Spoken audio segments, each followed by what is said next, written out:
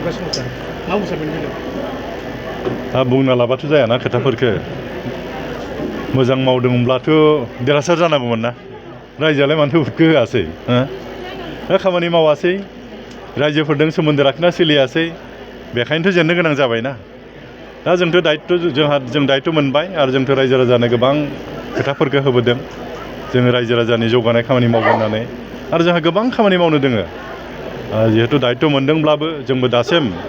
बे रोखोमनि जों खामानि मावनो हायाखै मानो होनब्ला जोङो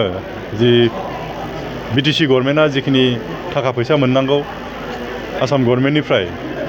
जों बेखौ दिनैसिम जों जेबो मोनाखै मानो होनब्ला थांनाय जिथु बाजेटनि फैसा बेखौ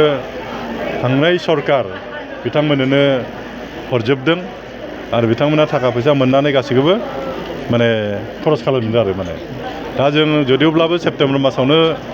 सरकार दादोंब्लाबो जों जिहेतु दाबो बाजेट मोनाखै जों मिथिनाय मोननाय बायदिब्ला